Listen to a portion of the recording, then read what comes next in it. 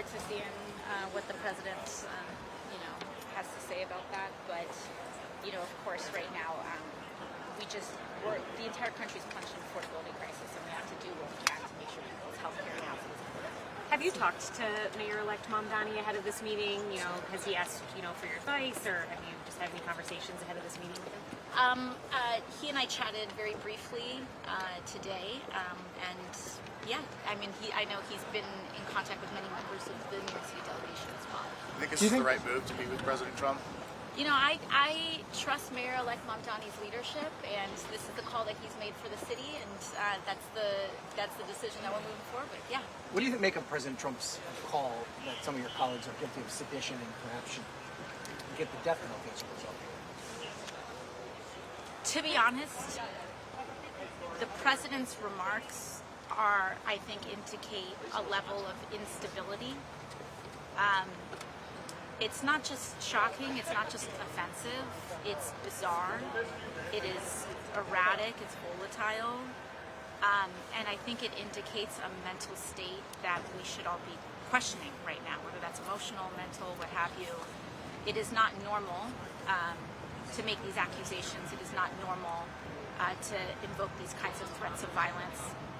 And it's also not normal to also dramatically misquote, as Carolyn Leavitt was doing, what these members of Congress said. They made a very clear message to U.S. service members, which is that you do not have to obey an illegal order. And I think that's an important message to reiterate, because this administration seems to be increasingly trying to go down that path. And for President Trump to respond so strongly with threats of accusations of sedition and threats of violence, I think indicates a nerve that was hit that I think has been responded to in a completely inappropriate way. Congresswoman, there's an effort in a bipartisan way to extend ACA subsidies for 2 years and then to reform and put income caps in there. Do you think that's a appropriate measure, or do you think that there, is maybe a better alternative? What are your thoughts on it? I of course think that these subsidies need to be extended. Once we start talking about income caps, then of course the question is, what are those caps? Who's going to be cut out from this help? I can tell you, as a waitress, when I was working in a restaurant, I didn't qualify for ACA subsidies. My income was too high to be insured. And so I went without health insurance, and every single waitress, cook, barback that I worked with also went without health insurance. And I know there are millions of other Americans that are already without insurance because they can't afford it.